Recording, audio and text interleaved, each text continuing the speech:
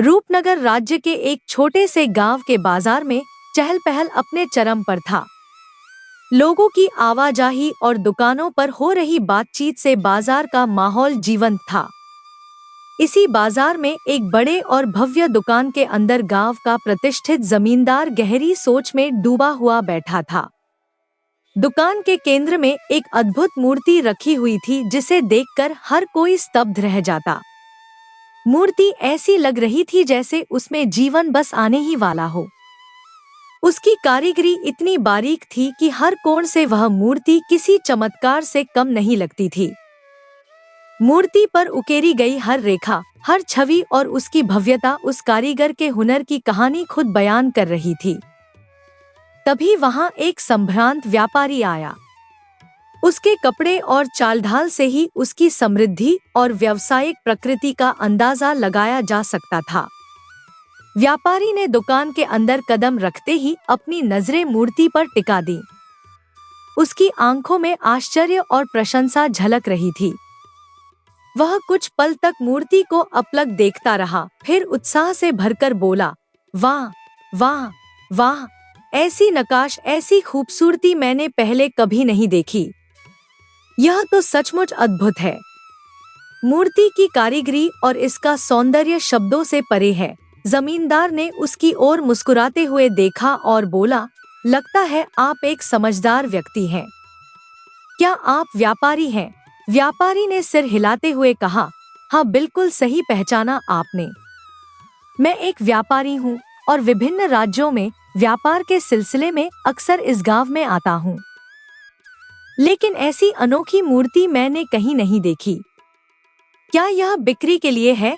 जमींदार ने हल्की मुस्कान के साथ कहा, देखो भाई, ऐसी सुंदरता का कोई मोल नहीं होता, परंतु तुम्हें मैं यह मूर्ति 25 स्वर्ण मुद्राओं में दे सकता हूँ। व्यापारी ने मूर्ति को ध्यान से देखा और अपनी प्रशंसा को शब्दों में पिरोते हुए बोला, शानदार। जिसने भी इसे बनाया है उसकी कारीगरी को जितना सराहा जाए उतना कम है। यह मूर्ति तो कला का एक जीता जागता उदाहरण है। वैसे यह किसने बनाई है? जमींदार की मुस्कान गहरी हो गई। उसने आत्मविश्वास के साथ कहा, यह मूर्ति मैंने खुद बनाई है। व्यापारी यह सुनकर चौंका और आश्चर्य से बोला, आप? लेकिन आप तो गांव के जमींदार हैं, और एक जमींदार से ऐसी कारीगरी की उम्मीद करना सचमुच आश्चर्यजनक है। जमींदार ने गर्व से जवाब दिया, हाँ, मैं जमींदार हूँ, पर मूर्तियाँ बनाना मेरा शौक है। मैं इसे व्यवसाय के लिए नहीं, बल्कि अपनी आत्मा की संतुष्टि के लिए करता हूँ। इस मूर्ति में मेरी मेहनत और मेरे जुनून का अंश है। व्यापारी ने जमींदार के शब्दों को सुना और उसकी कला की प्रशंसा में सिर हिलाया। उसने मुस्कुराते हुए अपनी थैली से 25 स्वर्ण मुद्राएं निकाली और जमींदार के हाथों में रख दी। आपकी कला और इस मूर्ति की कीमत के सामने ये स्वर्ण मुद्राएं कुछ भी नहीं है। आप सचमुच एक अद्भुत कलाकार हैं, व्यापारी ने कहा। जमींदार ने नम्रता से मुद्राएं ली और व्यापारी को मूर्ति थमा दी। व्यापारी उस अनोखी मूर्ति को अपने साथ ले गया, लेकिन उसके मन में जमींदार के हुनर और विनम्रता के लिए असीम सम्मान था। शाम के ढलते सूरज की हल्की लालिमा गांव के घरों को अपनी नरम रोशनी में नहला रही थी। उसी समय जमींदार अपने ठाठदार कदमों के साथ गांव के एक छोटे से घर की ओर बढ़ा। यह घर था सोहन का, जो अपनी अद्भुत कारीगरी और मूर्तियां बनाने के जुनून के लिए जाना जाता था। दरवाजा हल्का सा खुला था और अंदर से धीमी आवाजें आ रही थी। जमींदार ने दरवाजा हल्के से खटखटाया और अंदर दाखिल हुआ। सोहन, जो अपनी नई मूर्ति को निहारते हुए उसमें कुछ सुधार कर रहा था, जमींदार को देखकर खुशी से उठ खड़ा हुआ। आइए जमींदार साहब, मैं तो कब से आपकी राह देख रहा था, उसने उत्साह से कहा। जमींदार ने अपने कुर्ते की जेब से एक थैली निकाली और सोहन के हाथ में 5 स्वर्ण मुद्राएं रखते हुए बोला, यह लो भाई सोहन, तुम्हारी मूर्ति बाजार में 10 स्वर्ण मुद्राओं में बिकी। बड़ी मुश्किल से कोई खरीदार मिला। चलो 5 तुम्हारे और 5 मेरे। काम खत्म बराबर का हिस्सा। सोहन ने थैली को हाथ में लिया और पहले तो चौंक गया। उसकी आंखों में अविश्वास झलक उठा। क्या 10 स्वर्ण मुद्राएं? लेकिन जमींदार साहब, मैंने वह मूर्ति अपनी पूरी मेहनत और कला से बनाई थी। वह तो देखने में कहीं अधिक कीमती लग रही थी। क्या इतना ही उसका मोल था? जमींदार ने हल्की मुस्कान के साथ उसे समझाने की कोशिश की। देखो सोहन, बाजार में कला का मोल सिर्फ उसकी सुंदरता से नहीं, बल्कि उसकी मांग और कारीगर की प्रतिष्ठा से तय होता है। अगर तुम चाहते हो कि तुम्हारी मूर्ति ज्यादा कीमत में बिके, तो तुम्हें अपनी कला में और निखार लाना होगा। ऐसी मूर्ति बनानी होगी जिसे देखते ही लोग मंत्रमुग्ध हो जाएं। ऐसी मूर्ति जो उनके दिलों को छू ले। सोहन ने धीरे से कहा, लेकिन जमींदार साहब, मैंने तो पहले ही अपनी पूरी कोशिश की थी। मेरी मूर्ति में भी जान थी। जमींदार ने थोड़ा गंभीर होते हुए कहा, मैं तुम्हारी मेहनत और कला को कम नहीं आंक रहा हूँ सोहन। शपर यह बाजार है। यहाँ हर चीज की कीमत मांग और आकर्षण से तय होती है। मैं तुम्हें एक सलाह देता हूँ, किसी दिन खुद बाजार में जाओ और अपनी मूर्तियां बेचने की कोशिश करो। तब तुम्हें अंदाजा होगा कि लोग तुम्हारी कला को कितनी कीमत देते हैं। सोहन की आंखों में निराशा झलक रही थी। जमींदार ने उसे सांत्वना देते हुए कहा, अगर तुम सच में चाहते हो कि तुम्हारी मूर्तियां महंगी बिके, तो अगली बार ऐसी मूर्ति बनाओ जो इतनी आकर्षक हो कि लोग उसे देखकर अपनी नजरें हटा ही ना पाएं। वह मूर्ति केवल कला न हो, बल्कि एक अनुभव हो। तभी तुम्हारी कला की सच्ची कीमत मिल पाएगी। इतना कहकर जमींदार ने अपनी पगड़ी को हल्का सा ठीक किया और दरवाजे की ओर बढ़ते हुए बोला, चलो इस बार इतना समझ लो कि यह मूर्ति बिक गई, यही बड़ी बात है। अगली बार ज्यादा मेहनत करो। जमींदार के जाने के बाद सोहन कुछ देर तक गहरी सोच में डूबा रहा। वह जानता था कि जमींदार की बातें कड़वी थी पर सच थी। उसकी आंखों में एक नई चमक उभरी। उसने खुद से वादा किया कि अगली बार वह ऐसी मूर्ति बनाएगा जो केवल बाजार ही नहीं, बल्कि लोगों के दिलों में अपनी जगह बना ले। उस रात उसने अपनी कला को नई ऊंचाइयों पर ले जाने का सपना देखा। सोहन एक साधारण और भोला भाला युवक था। वह मिट्टी से मूर्तियां बनाने में निपुण था और अपने काम को पूजा की तरह मानता था। लेकिन उसकी सरलता और भोलापन उसके लिए एक बड़ी चुनौती भी था, क्योंकि गांव का जमींदार उसकी मेहनत और कला का फायदा उठाकर उसे मूर्ख बना रहा था। सोहन को इस बात का एहसास नहीं था। एक दिन जब सूरज पहाड़ियों के पीछे डूब रहा था और आसमान के रंगों में गुलाबी और सुनहरी आभा थी, सोहन ने अपने छोटे से मिट्टी के घर के बाहर बैठकर खुद से कहा, हे भगवान, इस बार मैं ऐसी सुंदर मूर्ति बनाऊंगा कि जो भी उसे देखेगा उसके हृदय में प्रेम उमड़ आएगा। उसके चेहरे पर उत्साह और आंखों में चमक थी। यह कहकर वह अपने काम में जुट गया। वह मिट्टी को प्यार से गूंथता, उसे आकार देता और उसमें अपनी आत्मा डाल देता। इधर हवेली के भीतर जमींदार ने अपनी बेटी पुष्पा को आवाज दी, पुष्पा इधर आओ। यह लो 25 स्वर्ण मुद्राएं। इन्हें अलमारी में रख दो। पुष्पा, जो अपने पिता के हर काम में उनकी मदद करती थी, स्वर्ण मुद्राएं लेते हुए बोली, पिताजी, मैं कुछ कहना चाहती हूँ। जमींदार ने भौहें चढ़ाते हुए पूछा, क्या कहना चाहती हो? पुष्पा ने धीमे लेकिन दृढ़ स्वर में कहा, पिताजी, आप सोहन के साथ अन्याय कर रहे हैं। वह भोला है, लेकिन उसकी मेहनत और कला अनमोल है। आप उसे बार बार धोखा क्यों देते हैं? जमींदार हंस पड़ा। अरे पुष्पा, इसे भोलापन नहीं कहते, इसे मूर्खता कहते हैं। मैंने सोहन से बड़ा मूर्ख इस संसार में कभी नहीं देखा, पुष्पा ने आक्रोश से कहा, लेकिन वह आप पर विश्वास करता है। आप जो उसके साथ कर रहे हैं, यह गलत है। जमींदार ने व्यंग्य से कहा, पुष्पा, यह विश्वास नहीं, अंधविश्वास है, और तुम फिर से उसकी तरफदारी करने लगी हो। तुम्हारी यही आदत मुझे परेशान करती है। मैं जानता हूँ कि तुम मन ही मन उसे पसंद करती हो, लेकिन मेरी बात सुन लो, मैं तुम्हारा विवाह उस गरीब मूर्तिकार के साथ तो बिल्कुल नहीं करूँगा। इतना कहकर जमींदार वहां से चला गया। पुष्पा चुपचाप खड़ी रही। उसकी आंखों में आंसू थे, लेकिन उन आंसुओं के पीछे सोहन के लिए एक गहरी सहानुभूति और अपने पिता के खिलाफ असहमति थी। वह सोचने लगी, क्या सच्चे प्रेम और कला का मूल्य धन और रुतबे से बड़ा नहीं है? उधर सोहन रात के सन्नाटे में भी अपनी मूर्ति बनाने में लगा रहा। उसकी आंखों में बस एक सपना था, एक ऐसी कृति गढ़ने का जो न केवल सुंदरता का प्रतीक हो, बल्कि सच्चे प्रेम और भावना का प्रतिबिंब भी हो। अगली सुबह सूरज की किरणें जब पहाड़ियों से झांकने लगी, तो सोहन अपने घर के बाहर बैठा मूर्ति गढ़ने में व्यस्त था।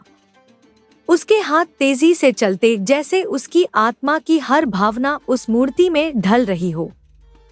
तभी जमींदार उसकी कुटिया के पास पहुंचा। अरे सोहन, जमींदार ने जोर से आवाज दी, क्या भाई आज कौन सी मूर्ति बना रहे हो? सोहन ने सिर उठाया और बड़े भोलेपन से मुस्कुराते हुए कहा, जमींदार साहब, कल आपकी बात मेरे दिल और दिमाग में बैठ गई, इसलिए मैं आज एक ऐसी मूर्ति बना रहा हूँ जैसी दुनिया में पहले कभी किसी ने नहीं देखी होगी। जमींदार ने व्यंग्यात्मक हंसी के साथ कहा, अरे वह सब तो ठीक है, लेकिन आज मेरे लिए कौन सी मूर्ति तैयार है? मैं तो तुम्हारी भलाई के लिए ही आया हूँ। देखो, तुम्हारी बनाई मूर्तियाँ बेचकर ही तो तुम्हें कुछ कमाई होती है। अब मुझे ही देखो, भगवान का दिया हुआ सब कुछ है मेरे पास। मेरे पास इतना धन है कि अगर मैं सारी जिंदगी कुछ ना भी करूं, तो भी मेरा जीवन आराम से कट जाएगा।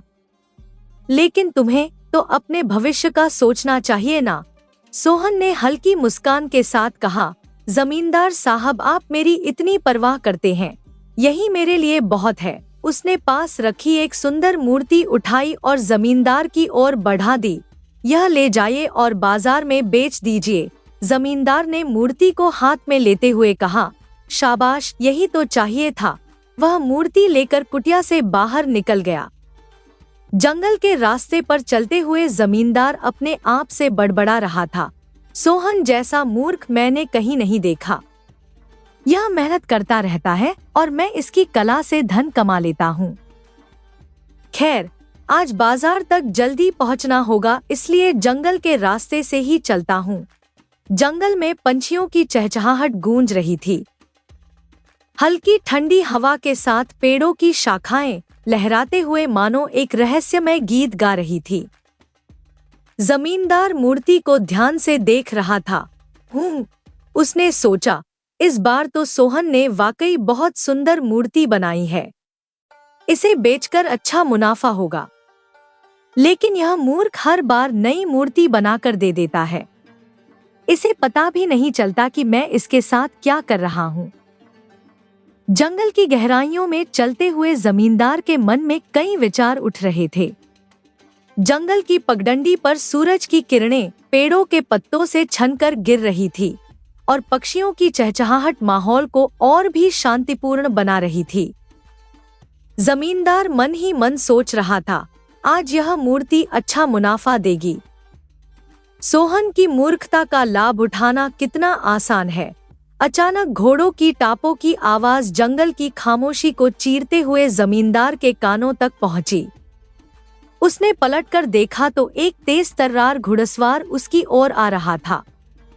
जैसे ही घुड़सवार पास आया, उसने घोड़े की लगाम खींची और रुक गया। जमींदार ने गौर से देखा, यह कोई साधारण व्यक्ति नहीं, बल्कि राजसी ठाट-बाट वाला कोई महत्वपूर्ण व्यक्ति लग रहा था। कौन हो तुम? जमींदार ने थोड़ा घबराते हुए पूछा। घुड़सवार ने गर्व से कहा, मैं रूपनगर राज्य के राजा उदयभान का पुत्र राजकुमार अभिनंदन हूँ। जमींदार ने तुरंत सिर झुकाकर अभिवादन किया। राजकुमार, यह तो हमारा सौभाग्य है कि आपने इस जंगल के रास्ते से गुजरते हुए मुझे देखा। कहिए, मैं आपकी क्या सेवा कर सकता हूँ? राजकुमार ने जमींदार के हाथों में पकड़ी मूर्ति पर नजर डाली। मूर्ति की सुंदरता ने उसे मोह लिया। यह मूर्ति बहुत ही अद्भुत है। क्या इसे तुमने बनाया है? जमींदार ने मुस्कुराते हुए जवाब दिया, हाँ राजकुमार, यह मूर्ति मैंने ही बनाई है। अगर यह आपको पसंद आई है तो मैं इसे आपको भेंट स्वरूप देने के लिए तैयार हूँ। राजकुमार ने गहरी सांस ली और कहा, तो मैं सही स्थान पर आया हूँ। जमींदार ने हैरानी से पूछा, आपकी बात का मतलब मैं समझा नहीं राजकुमार। राजकुमार ने कहा, कल मैंने अपने राज्य में एक व्यापारी के पास ऐसी ही एक सुंदर मूर्ति देखी थी। जब मैंने उस व्यापारी से पूछा तो उसने बताया कि वह मूर्ति इसी गांव से लाई गई थी। मेरी इच्छा है कि मैं एक अद्वितीय मूर्ति बनवाऊं, एक ऐसी मूर्ति जो मेरी कल्पना की सुंदरता को साकार करे। मैं चाहता हूं कि यह मूर्ति एक सुंदर राजकुमारी की हो, जिसे मैं अपने पिता महाराज उदय भान को भेंट कर सकूं। क्या तुम ऐसी मूर्ति बना सकते हो? जमींदार, जो अपनी चतुराई और स्वार्थ के लिए कुख्यात था, तुरंत बोला, हाँ हाँ राजकुमार, यह तो मेरे लिए गर्व की बात है। मैं ऐसी मूर्ति बनाने के लिए तैयार हूं। आप मेरी चिंता मत कीजिए, राजकुमार ने गंभीरता से कहा, ठीक है, मैं तुम्हें 9 दिन का समय देता हूं। 10वें दिन मैं स्वयं अपने सैनिकों के साथ यहां आकर वह मूर्ति लूंगा। जमींदार ने उत्साह से कहा, राजकुमार आप बिल्कुल निश्चिंत रहें। 10वें दिन मेरी हवेली में पधारिए। मैं आपकी इच्छा के अनुसार सबसे सुंदर मूर्ति तैयार रखूंगा। राजकुमार ने मुस्कुराते हुए सिर हिलाया और अपने घोड़े को एड़ लगाई। वह जंगल की पगडंडी पर तेजी से आगे बढ़ गया। जमींदार उसे जाते हुए देखता रहा और मन ही मन सोचने लगा, सोहन को कहानियां सुनाकर मूर्ख बनाना तो मेरे लिए साधारण बात है। अब राजकुमार के लिए यह मूर्ति बनवाने का काम उसी से करवाऊंगा, और अगर सब कुछ सही रहा तो यह मेरे लिए बड़ा अवसर साबित हो सकता है। जमींदार की आंखों में लालच की चमक साफ झलक रही थी। अगली सुबह जब सोहन अपने घर के बाहर मिट्टी को आकार देने में जुटा था, तभी जमींदार उसकी कुटिया में दाखिल हुआ। उसके चेहरे पर हमेशा की तरह एक बनावटी मुस्कान थी, लेकिन उसकी आंखों में लालच की चमक साफ झलक रही थी। अरे सोहन, जमींदार ने उत्साहित स्वर में कहा, कल मेरे पास एक व्यापारी आया था। वह एक बेहद सुंदर राजकुमारी की मूर्ति बनवाना चाहता है। मैंने सोचा इस काम के लिए तुमसे बेहतर और कौन हो सकता है। सोहन ने उत्साहित होकर जवाब दिया, अरे वाह जमींदार साहब, तब तो समझ लीजिए काम हो गया। जमींदार ने हैरानी जताते हुए पूछा, मतलब? सोहन ने गर्व से मुस्कुराते हुए कहा, मतलब यह कि मैं पहले से ही एक सुंदर राजकुमारी की मूर्ति बना रहा हूँ। यह सुनकर जमींदार की आंखों में खुशी की चमक आ गई। अरे यह तो बड़ी बात है। तो बताओ यह मूर्ति कब तक तैयार हो जाएगी? सोहन ने आत्मविश्वास से कहा, जमींदार साहब 9 दिनों के भीतर यह मूर्ति पूरी हो जाएगी। मैं इसे आपके हवाले कर दूंगा। जमींदार ने प्रसन्न होकर कहा, बहुत बढ़िया सोहन, लेकिन सुनो, 9वें दिन मुझे यह मूर्ति तैयार चाहिए, और इस बार मैं इसे बाजार में बेचकर तुम्हें एक शानदार कीमत दूंगा। सोहन ने सिर झुकाकर हामी भरी और जमींदार अपनी चालाकी पर मुस्कुराते हुए वहां से चला गया। उस दिन से सोहन ने अपने दिन रात मूर्ति बनाने में लगा दिए। वह मिट्टी को बड़े प्रेम और ध्यान से गूंथता, हर छोटे से छोटे विवरण पर काम करता, मानो वह मूर्ति नहीं, किसी जीवित राजकुमारी को गढ़ रहा हो। उसकी कल्पना के रंग मूर्ति में ढल रहे थे। 8वें दिन जब सूरज ढलने को था और कुटिया में हल्की हल्की रोशनी आ रही थी, सोहन अपनी बनाई मूर्ति को निहार रहा था। मूर्ति इतनी सुंदर थी कि उसे देखना एक सपना जैसा लग रहा था। उसकी आंखों में गर्व और हैरानी के भाव थे। मुझे यकीन नहीं हो रहा कि यह मूर्ति मैंने अपने हाथों से बनाई है, सोहन बड़बड़ाया। यह तो लग रहा है जैसे यह मिट्टी की नहीं, बल्कि जीती जागती राजकुमारी हो। वाह, सोहन, तूने गजब कर दिया। तभी वहां जमींदार पहुंचा। उसने मूर्ति पर नजर डाली और उसका मुंह आश्चर्य से खुला रह गया। अरे सोहन, क्या बात है, क्या बात है, तुमने तो वाकई गजब कर दिया। यह मूर्ति तो अनमोल है। जमींदार के चेहरे पर खुशी के साथ साथ लालच का भाव साफ झलक रहा था। सोहन, यह मूर्ति देखकर मेरा दिल खुश हो गया। तुम सच में एक महान कलाकार हो। चलो अब इसे मुझे दे दो। मैं इसे बाजार में ले जाऊंगा और तुम्हारे लिए बहुत अच्छी कीमत लेकर आऊंगा। सोहन ने मूर्ति को प्यार से देखा, जैसे वह उसे छोड़ना नहीं चाहता हो। लेकिन उसने जमींदार पर भरोसा करते हुए मूर्ति उसे सौंप दी। जमींदार साहब, इसे संभाल कर ले जाइए। यह मेरी अब तक की सबसे सुंदर कृति है। जमींदार ने मूर्ति को खुशी खुशी लिया और उसे लेकर हवेली की ओर बढ़ गया। उसके मन में बस एक ही विचार था, यह मूर्ति न केवल राजकुमार को खुश करेगी बल्कि मेरी जेब भी भर देगी। सोहन की मेहनत और कला से मुझे जितना फायदा हुआ है उतना शायद किसी को कभी न हुआ हो। जमींदार ने सोहन की बनाई हुई अद्भुत मूर्ति को हवेली के सबसे सुरक्षित कमरे में रखवा दिया।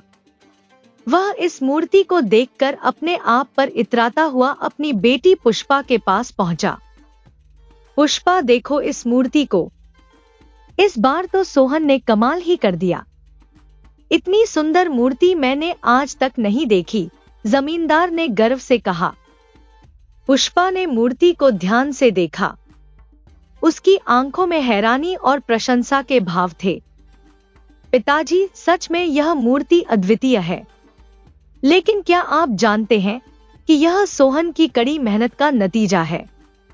क्या आपको यह बात सोहन को नहीं बतानी चाहिए और उस राजकुमार को भी यह सच जानने का अधिकार है कि यह मूर्ति सोहन ने बनाई है? जमींदार ने अपनी बेटी की बात सुनकर हंसते हुए कहा, पुष्पा, तुम भी ना इतनी भोली मत बनो। ध्यान रखना, गलती से भी राजकुमार के सामने यह मत बोल देना कि मूर्ति सोहन ने बनाई है। मैंने राजकुमार से साफ कह दिया है कि यह मूर्ति मैंने बनाई है और यह बात वहीं तक रहनी चाहिए, समझी? पुष्पा के चेहरे पर असमंजस के भाव थे, लेकिन उसने कुछ नहीं कहा। वह जानती थी कि उसके पिता कितने स्वार्थी और चालाक हैं। जमींदार और पुष्पा के इस संवाद को खिड़की के बाहर छिपा हुआ एक व्यक्ति सुन रहा था। वह था बल्लू, गांव का एक बदनाम और लालची आदमी जो हर समय अवसर की तलाश में रहता था। उसकी आंखें मूर्ति पर टिक गई थी और उसकी आंखों में लालच की चमक साफ झलक रही थी। वाह, यह मूर्ति तो वाकई बेजोड़ है, बल्लू ने मन ही मन सोचा। अगर मैं इसे चुरा लूं और रूपनगर राज्य में जाकर बेच दूं, तो मुझे बहुत बड़ी रकम मिल सकती है। बल्लू ने एक योजना बना ली। आज रात जब सब सो जाएंगे तब मैं इस मूर्ति को चुरा लूंगा, फिर इसे बेचकर मेरी किस्मत बदल जाएगी। रात घिरते ही हवेली में सन्नाटा छा गया। जमींदार और पुष्पा गहरी नींद में सो रहे थे। बल्लू दबे पांव हवेली के पीछे के रास्ते से अंदर घुसा। हवेली में अंधेरा था, लेकिन बल्लू को रास्ता मालूम था। वह सावधानी से चलता हुआ उस कमरे तक पहुंचा जहां मूर्ति रखी थी। उसने दरवाजे को धीरे धीरे खोला और वहां रखी मूर्ति को देखकर मुस्कुराया। अब यह मेरी है, उसने फुसफुसाते हुए कहा। वह मूर्ति को सावधानी से उठाकर हवेली से बाहर निकल गया। बल्लू ने मूर्ति को एक कपड़े में लपेटा और जंगल की ओर भागा। उसका दिल तेजी से धड़क रहा था, लेकिन उसका लालच डर पर भारी था। उसने जंगल में पहुंचकर एक तालाब के किनारे रुकने का फैसला किया। यही जगह सही है, उसने अपने आप से कहा। रात यहीं गुजार लेता हूं। सुबह होते ही इस मूर्ति को लेकर रूपनगर राज्य चला जाऊंगा। वहां इसे बेचकर जो रकम मिलेगी उससे मेरी जिंदगी बदल जाएगी। बल्लू ने मूर्ति को तालाब के पास एक चट्टान पर रख दिया और एक पेड़ के नीचे बैठ गया। तालाब के किनारे का माहौल रहस्यमय था। पेड़ों की शाखाएं धीरे धीरे हवा में हिल रही थी। और चंद्रमा की हल्की रोशनी तालाब की सतह पर पड़ रही थी। बल्लू ने मूर्ति को देखते हुए सोचा, यह सिर्फ मिट्टी की मूर्ति नहीं है, यह मेरी नई शुरुआत है। और अपने सपनों में खोए हुए न जाने कब उसे नींद आ गई। सुबह का सूरज अभी पूरी तरह से उगा भी नहीं था कि हवेली में कोहराम मच गया। जमींदार की आंख खुलते ही उसने कमरे का दरवाजा खोला और देखा कि मूर्ति जो उसकी हवेली की सबसे कीमती धरोहर थी, अब वहां से गायब थी। उसके चेहरे पर चिंता और गुस्से का तूफान साफ झलक रहा था। उसने जोर से आवाज लगाई, पुष्पा, पुष्पा, कहाँ हो तुम? पुष्पा दौड़ते हुए आई और हैरानी से पूछा, क्या हुआ पिताजी? आप इतने परेशान क्यों हैं? जमींदार ने लगभग चिल्लाते हुए कहा, वह मूर्ति, वह सुंदर मूर्ति गायब है। मैं जानता हूं, इसे और कोई नहीं, उस नालायक सोहन ने चुराया होगा। उसे जरूर यह भनक लग गई होगी कि राजकुमार आज इस मूर्ति को लेने आने वाला है। वह मूर्ख समझ रहा होगा कि वह इस मूर्ति को चुराकर हमें बेवकूफ बना सकता है। पुष्पा ने असमंजस भरे स्वर में कहा, पिताजी ऐसा क्यों कह रहे हैं? सोहन ऐसा क्यों करेगा? उसने तो यह मूर्ति अपनी मेहनत से बनाई थी। लेकिन जमींदार अब कुछ भी सुनने को तैयार नहीं था। वह गुस्से से भरा हुआ था और मूर्ति गायब होने से बुरी तरह घबराया हुआ भी। इसी बीच हवेली के दरवाजे पर सैनिकों की आवाज सुनाई दी। दरवाजे के साथ राजकुमार अभिनंदन अंदर आए। उनका रौबदार व्यक्तित्व देखकर जमींदार ने तुरंत खुद को संभाला और उनका स्वागत करने के लिए आगे बढ़ा। राजकुमार ने गहरी आवाज में कहा, जमींदार हम आ गए हैं। बताइए क्या मूर्ति तैयार है?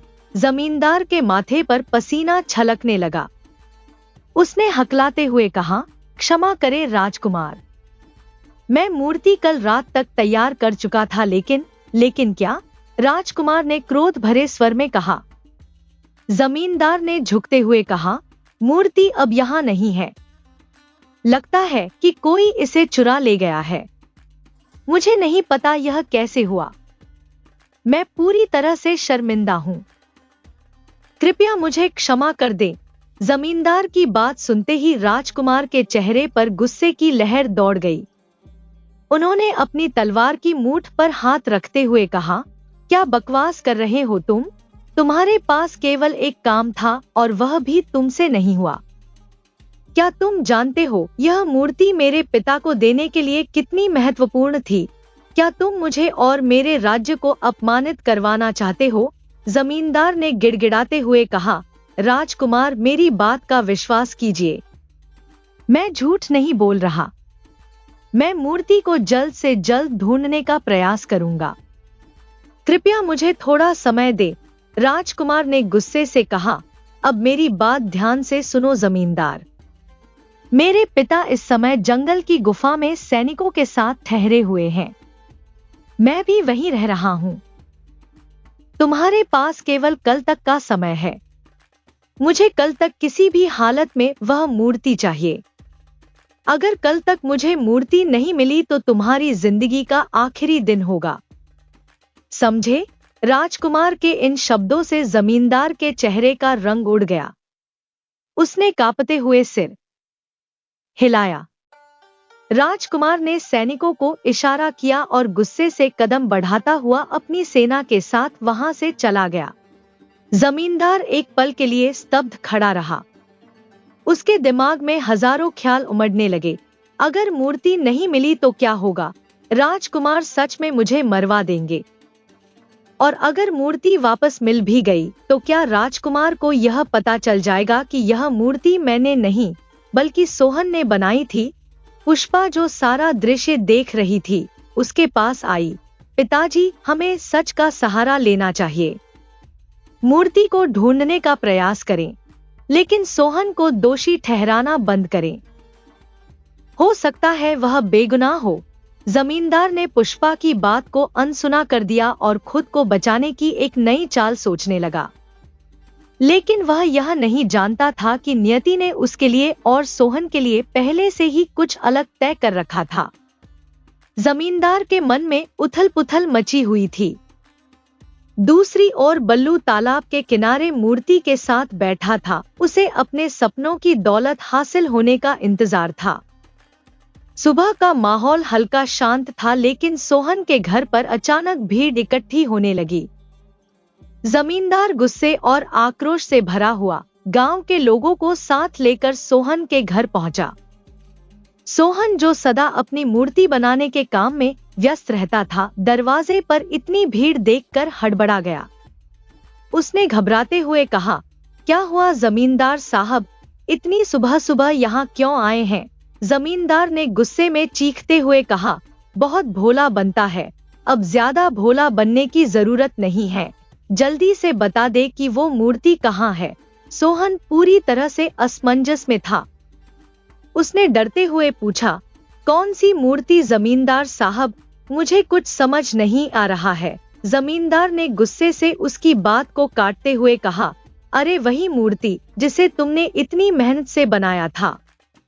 मैंने उस मूर्ति का सौदा राजकुमार अभिनंदन से किया था, लेकिन कल रात मेरी हवेली से वह मूर्ति चोरी हो गई और मुझे पूरा यकीन है कि इसे तुमने ही चुराया है।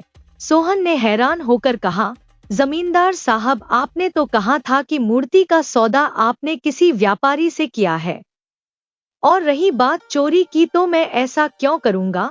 जमींदार ने अपनी चालाकी भरी मुस्कान के साथ गांव वालों की ओर मुड़ते हुए कहा, देखो भाइयों, देखो इसे, यह नमकहराम है। मैं इसकी बनाई गई मूर्तियों को जैसे तैसे बाजार में बेचता हूँ ताकि इसका घर चल सके। और इसने क्या किया? इसने मेरी मदद का बदला मेरी ही मूर्ति चुरा कर दिया।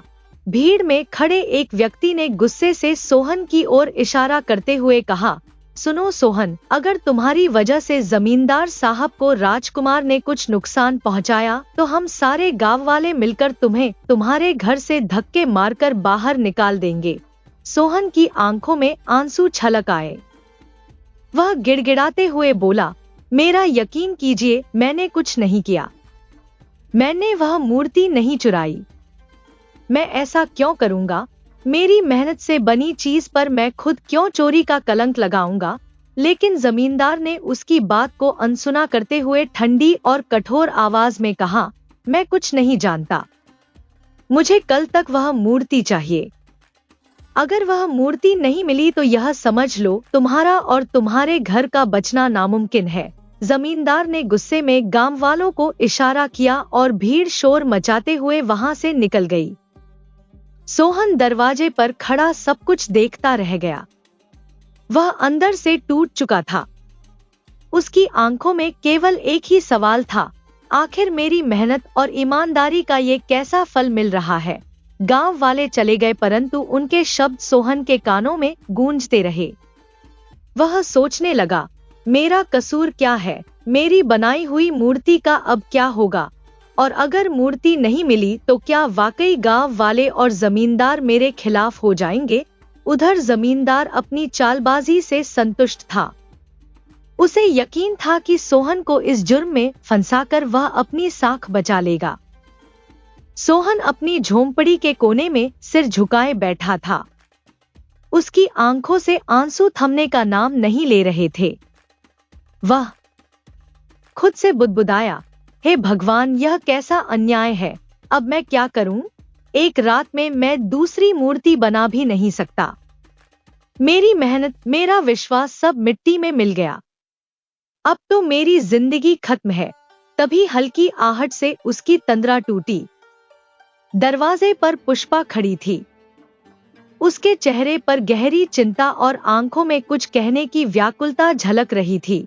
सोहन, उसने धीमी लेकिन गंभीर आवाज में कहा, तुम्हारी इस हालत का असली जिम्मेदार मेरे पिता हैं। सोहन ने चौंक कर उसकी ओर देखा। क्या, तुम्हारे पिता?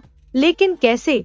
पुष्पा ने अंदर आकर दरवाजा बंद किया और फुसफुसाते हुए कहा, सोहन, मेरे पिता ने तुम्हें हमेशा धोखा दिया है।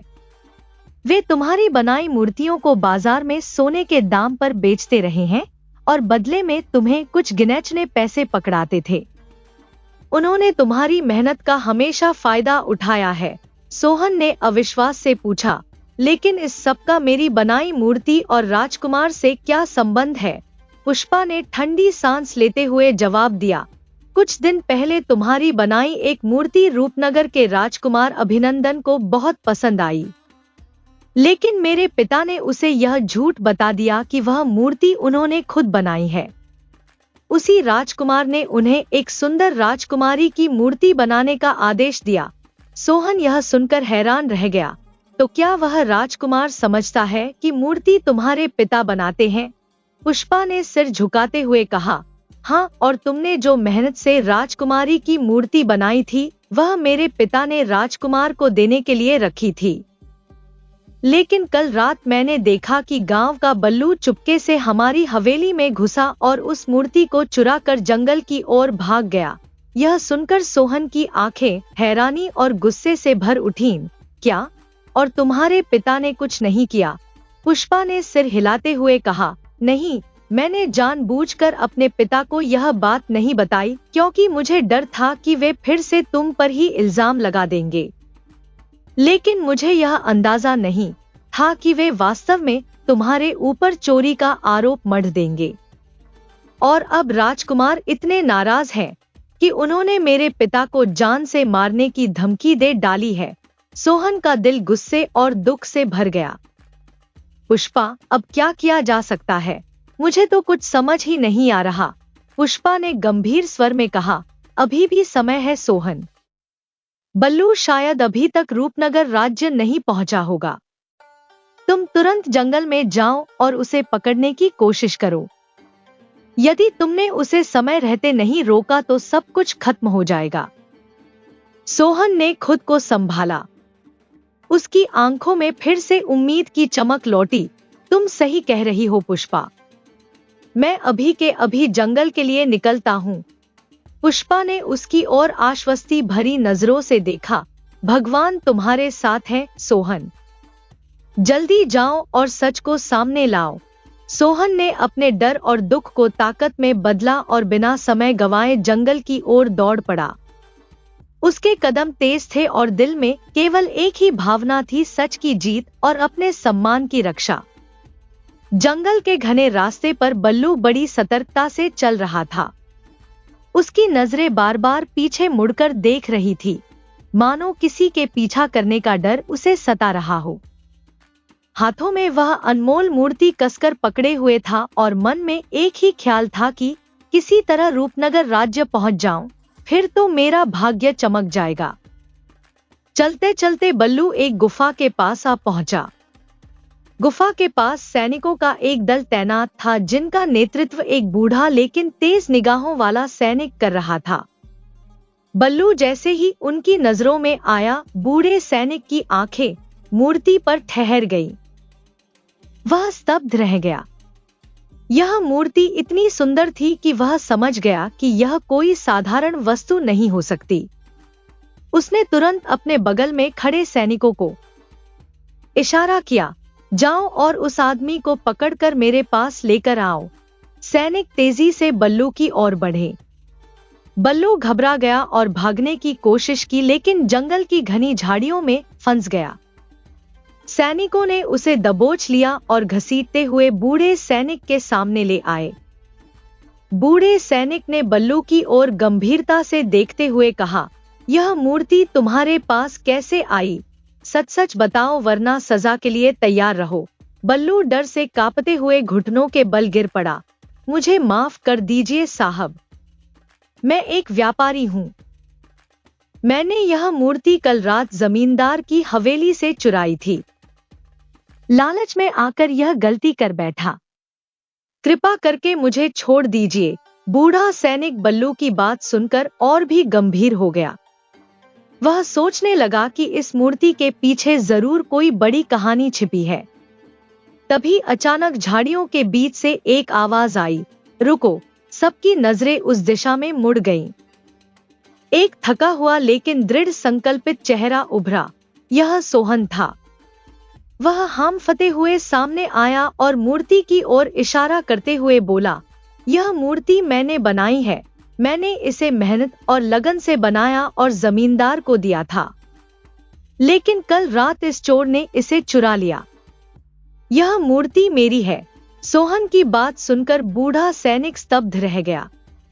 उसने मूर्ति को गौर से देखा और फिर सोहन की आंखों में झांकते हुए कहा, तुम्हारी बातों में सच्चाई नजर आ रही है, लेकिन यह मामला इतना सरल नहीं है।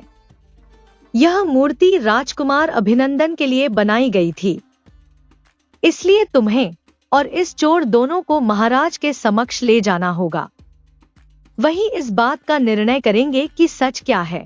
फिर बूढ़े सैनिक ने आदेश दिया, सैनिकों, इन दोनों को अपने साथ लेकर चलो। यह मामला महाराज के दरबार में ही सुलझेगा। सोहन ने बल्लू की ओर देखा।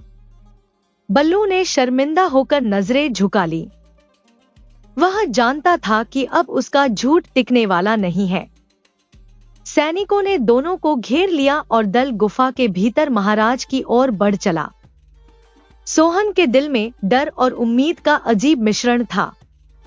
वह जानता था कि सत्य उसके पक्ष में है, लेकिन क्या राजमहल के लोग उसकी बात सुनेंगे? यह सवाल उसे लगातार परेशान कर रहा था। गुफा के भीतर का वातावरण गहन और रहस्यमयी था। दीवारों पर टिमटिमाते मशालों की रोशनी में राजा उदयभान अपने सिंहासन पर विराजमान थे। उनकी आंखें सोहन और बल्लू पर टिकी थी। पास ही राजकुमार अभिनंदन खड़ा था, जिसकी नजरें मूर्ति पर जम चुकी थी। जैसे ही राजा की नजर उस मूर्ति पर पड़ी, उनका चेहरा भावनाओं से भर उठा। वह चौंकते हुए बोले, यह तो मेरी पुत्री राजकुमारी चंद्रा की मूर्ति है, हूबहू वैसी ही, मेरी बेटी जो वर्षों पहले इस जंगल के पास से लापता हो गई थी। यह मूर्ति मुझे उसकी याद दिला रही है। राजा की आवाज में गहरा दुख और विस्मय था। गुफा में खड़े सभी लोग राजा की बात सुनकर स्तब्ध रह गए। अचानक राजकुमार अभिनंदन ने आगे बढ़कर कहा, पिताजी, यह मूर्ति उस गांव के जमींदार ने बनाई है। जमींदार का कहना है कि यह मूर्ति उसकी हवेली से चोरी हो गई थी। मेरा मानना है कि ये दोनों चोर हैं और मूर्ति को लेकर भागने की कोशिश कर रहे थे। राजकुमार के शब्दों ने माहौल और भी गंभीर कर दिया। तभी सोहन, जो अब तक चुपचाप खड़ा था, साहस जुटाकर बोल पड़ा, क्षमा करे राजकुमार, लेकिन यह सच नहीं है। यह मूर्ति मैंने बनाई है। मैंने इसे जमींदार को बेचने के लिए दिया था, लेकिन मुझे बाद में पता चला कि जमींदार मेरी मेहनत को कौड़ियों के भाव खरीदकर सोने के दाम में बेचता था। यह मूर्ति भी उसी ने आप तक पहुंचाने के लिए मुझसे ली थी, परंतु कल रात बल्लू ने इसे जमींदार की हवेली से चुरा लिया।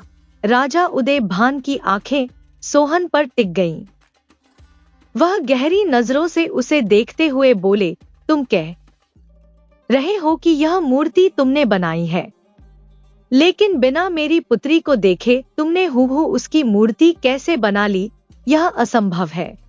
सोहन ने सिर झुकाते हुए उत्तर दिया, महाराज, मैंने यह मूर्ति अपनी कल्पना के आधार पर बनाई थी।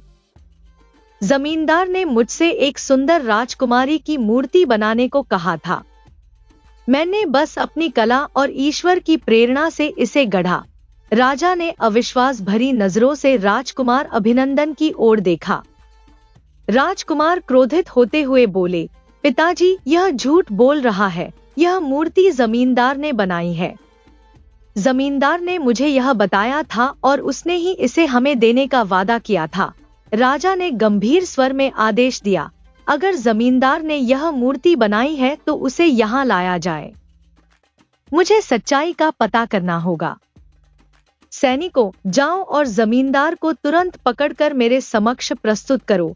सैनिक तेजी से गुफा से बाहर निकल गए। राजा की आंखें फिर से मूर्ति पर टिक गईं। उनकी भावनाएं और जिज्ञासा गहराती जा रही थी।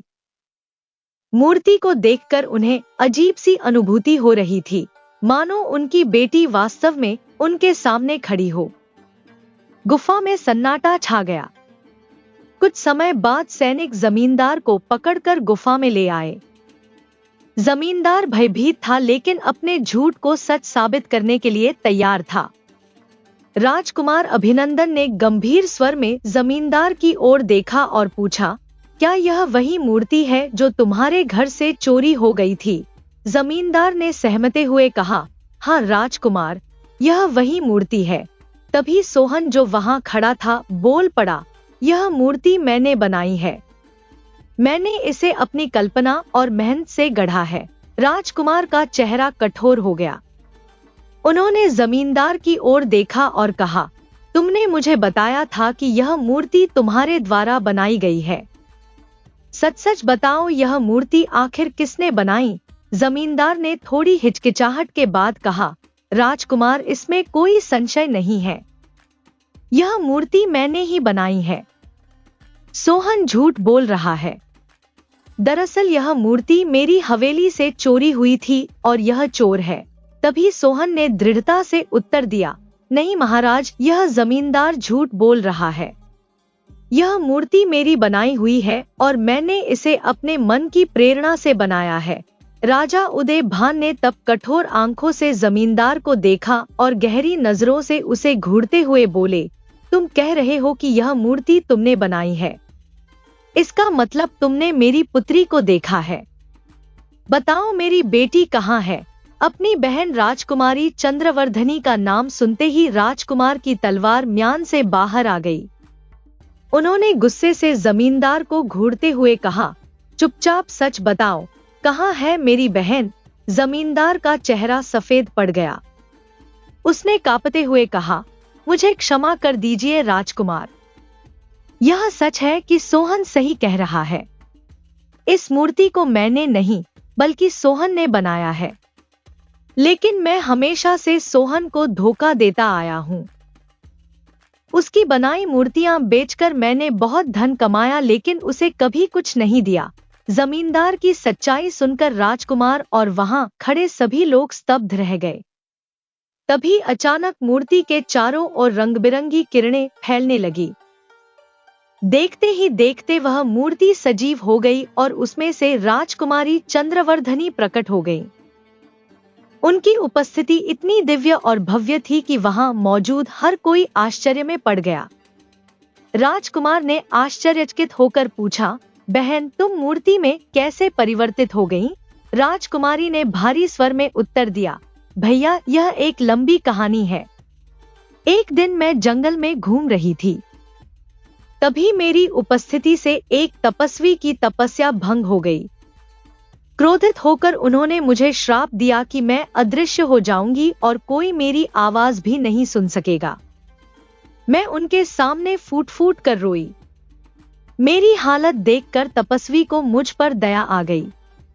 उन्होंने कहा कि जब कोई अद्वितीय मूर्तिकार अपनी कल्पना से मेरी हूबहू मूर्ति बनाएगा और वह मूर्ति इस गुफा में वापस आएगी, तब मैं अपने असली रूप में लौट आऊंगी। फिर राजकुमारी ने सोहन की ओर देखा और कहा, आज तुम्हारी कला और सच्चाई के कारण मैं मुक्त हो पाई हूँ। तुम्हारा धन्यवाद। सोहन यह सुनकर भावुक हो गया। राजकुमार ने उसे गले लगाते हुए कहा, तुम केवल एक मूर्तिकार नहीं हो, तुमने एक राजकुमारी को उसके श्राप से मुक्त किया है। यह तुम्हारा पराक्रम है। जमींदार शर्म से सिर झुकाए खड़ा था। राजकुमार ने कठोर स्वर में कहा, तुम्हें तुम्हारे पापों की सजा अवश्य मिलेगी। राजा उद्यभान ने बरसों बाद अपनी खोई हुई पुत्री चंद्रवर्धनी को अपने सामने देखा तो उनकी आंखें खुशी से छलक पड़ी। उन्होंने उसे गले से लगा लिया और वर्षों का सारा दुख जैसे एक ही पल में मिट गया। राजमहल के लोग इस मिलन को देखकर भाव विभोर हो गए।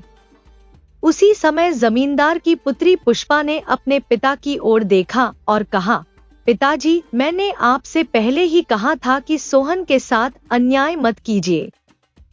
सच्चाई कभी छुपती नहीं है। आज आपको अपनी करनी का परिणाम भुगतना पड़ा। देखिए, झूठ और धोखे का अंत हमेशा बुरा ही होता है। जमींदार शर्म से सिर झुकाए खड़ा था। उसकी आंखों में पछतावे के आंसू थे।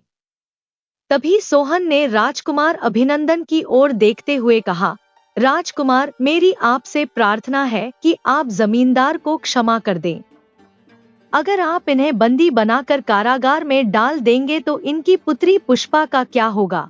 भले ही इन्होंने मुझे लूटा और मुझसे धोखा किया, पर मैं इनकी बेटी का भविष्य खराब होते नहीं देख सकता। राजकुमार ने गहरी सांस ली और गंभीर स्वर में कहा, देखो जमींदार, जिसे तुमने बरसों तक लूटा, वही आज तुम्हारी जान बचाने की विनती कर रहा है। तुम्हारी हर साजिश और हर धोखे के बावजूद सोहन का हृदय इतना विशाल है कि वह तुम्हें माफ करना चाहता है।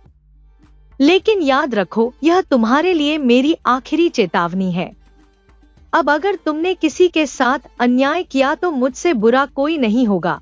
राजा उद्यभान ने इस बात पर सहमति जताई और कहा, सोहन, तुम्हारी उदारता और सच्चाई के लिए मैं तुम्हें सम्मानित करना चाहता हूँ। तुमने मेरी बेटी को उसके श्राप से मुक्त किया और आज तुमने अपनी दया से हमें और भी बड़ा संदेश दिया है। राजा ने तुरंत सोहन को ढेर सारी स्वर्ण मुद्राएं भेंट की और कहा, यह तुम्हारे अद्वितीय कौशल और सच्चे हृदय के लिए एक छोटा सा उपहार है।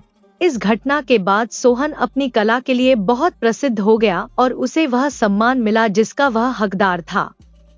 इसी बीच जमींदार की बेटी पुष्पा ने अपने पिता से कहा, पिताजी, अब समय आ गया है कि आप अपने पापों का प्रायश्चित करें और अपनी गलतियों को सुधारें। जमींदार ने आंखों में आंसू भरकर अपनी बेटी और सोहन की ओर देखा। उसने भरे हुए गले से कहा, पुष्पा, तुम ठीक कहती हो। मुझे अपनी गलतियों का एहसास हो गया है। मैं वचन देता हूँ कि अब से मैं एक सच्चा और न्यायप्रिय जीवन जीऊंगा।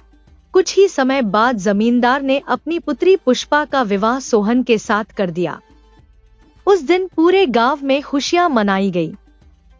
विवाह के बाद सोहन जमींदार की हवेली में ही रहने लगा। अब वह केवल एक महान मूर्तिकार ही नहीं, बल्कि जमींदार के परिवार का हिस्सा भी बन गया। जमींदार ने अपने बुरे कर्मों का प्रायश्चित करते हुए गांव के लोगों की सेवा करना शुरू कर दिया। उसने सोहन को अपनी हवेली और संपत्ति का उत्तराधिकारी घोषित कर दिया। राजा उद्यभान अपनी बेटी चंद्रवर्धनी को लेकर राजमहल लौट गए।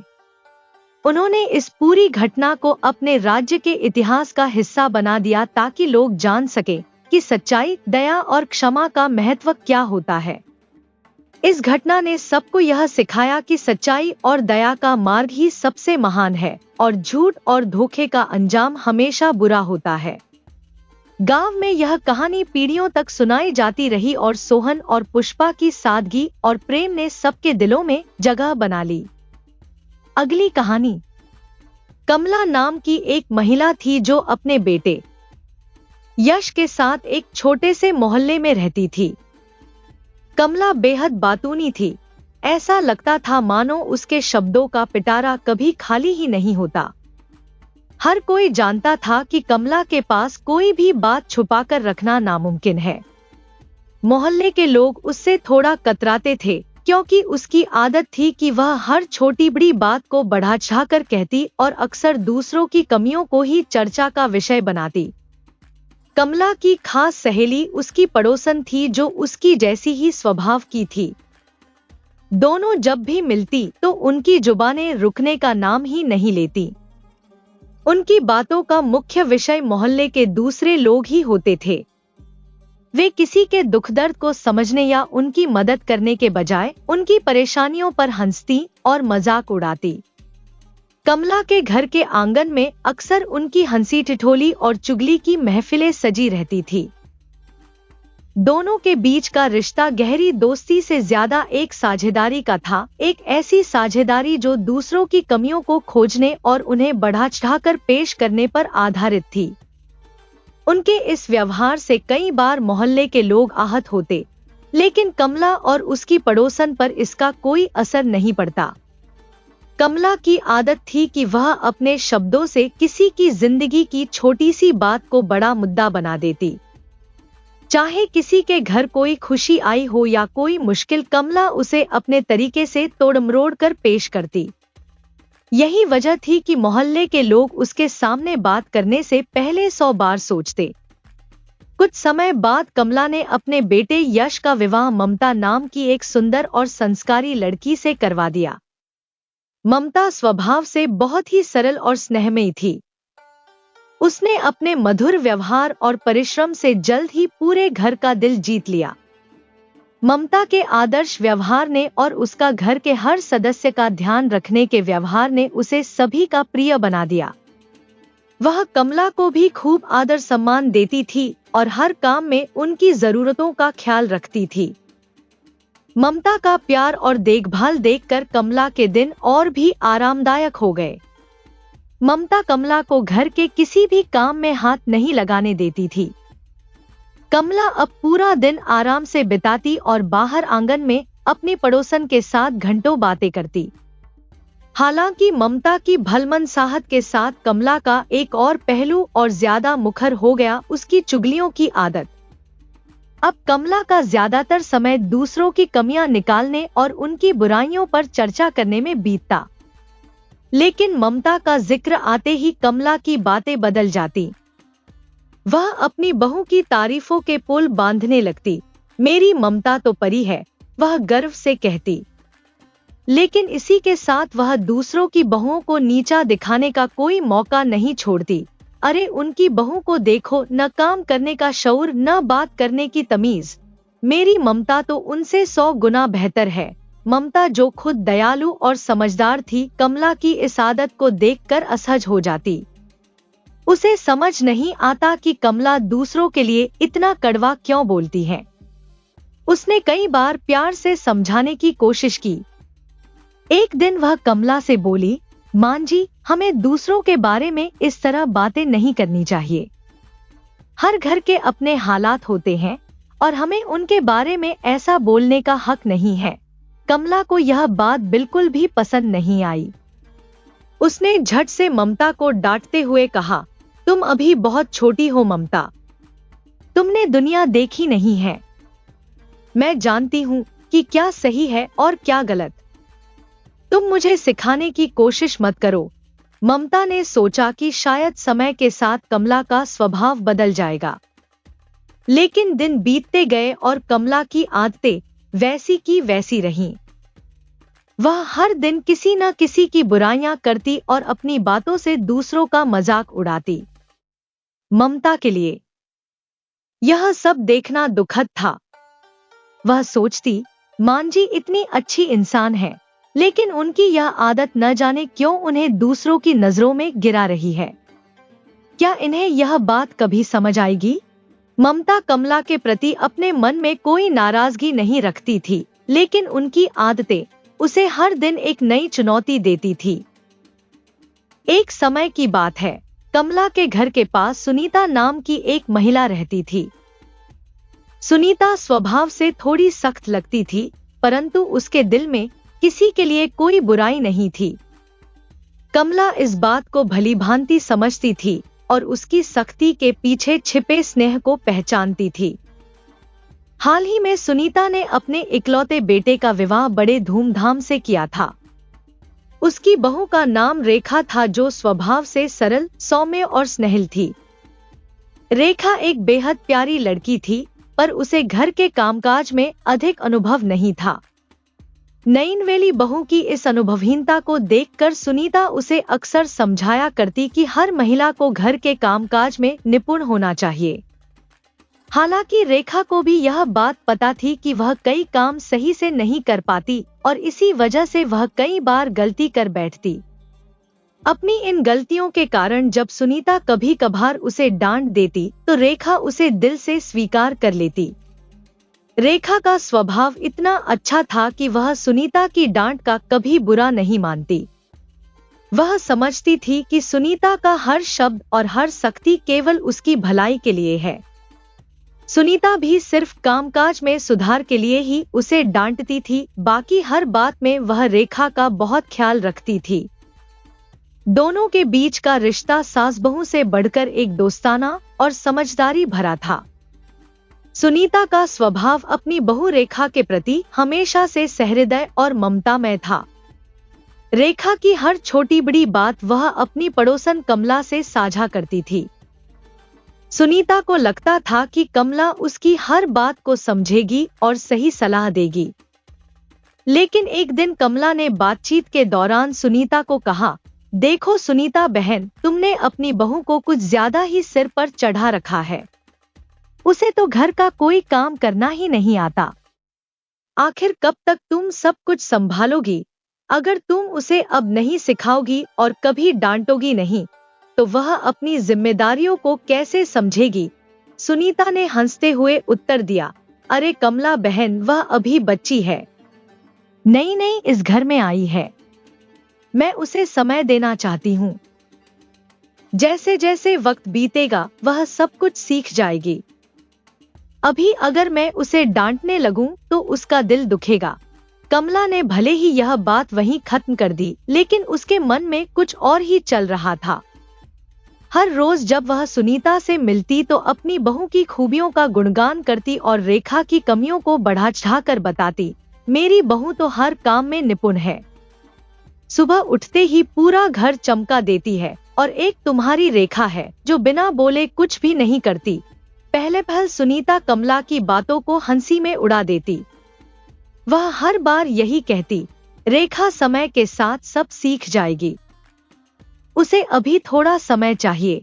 लेकिन धीरे धीरे कमला की बातों ने सुनीता के मन पर असर करना शुरू कर दिया।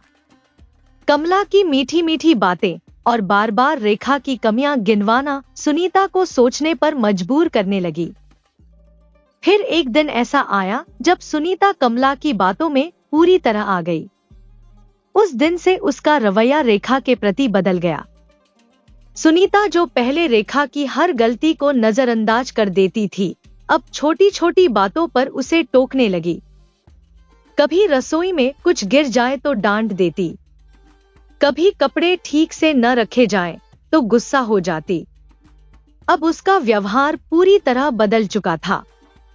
रेखा जो सुनीता की हर डांट को पहले प्यार समझकर सह लेती थी, अब धीरे धीरे खुद को असहज महसूस करने लगी। सुनीता का हर वक्त डांटना और बार बार छोटी छोटी बातों के लिए फटकार लगाना रेखा के चेहरे की मुस्कान को धीरे धीरे फीका करने लगा। घर का वह माहौल जो कभी प्यार और समझदारी से भरा था, अब तनाव और तकरार से भरने लगा था। कमला की बातों ने न केवल सुनीता और रेखा के रिश्ते में दरार डाल दी, बल्कि उनके घर की शांति को भी छीन लिया था। कमला ने जब देखा कि सुनीता अब रेखा के साथ सख्ती से पेश आने लगी है, तो उसने एक और चाल चलने की सोची। वह धीरे धीरे रेखा को भी अपने प्रभाव में लेने लगी। एक दिन जब रेखा घर के आंगन में अकेली बैठी थी, तो कमला वहां आ पहुंची।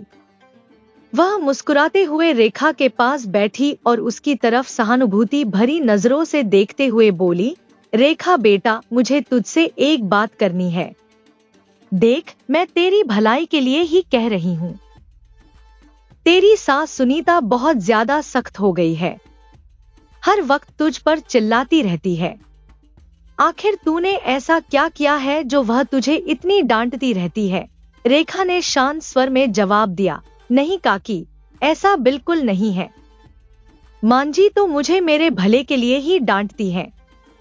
सच कहूं तो मुझे घर के कामकाज में ज्यादा अनुभव नहीं है। मांजी पहले मुझे प्यार से समझाती थी, लेकिन मैं फिर भी बहुत सारी गलतियां करती रही। अब अगर वह मुझे डांट देती है तो इसमें मेरी ही गलती है। उन्होंने मुझे अपनी जिम्मेदारियां समझने के लिए हमेशा मौका दिया है।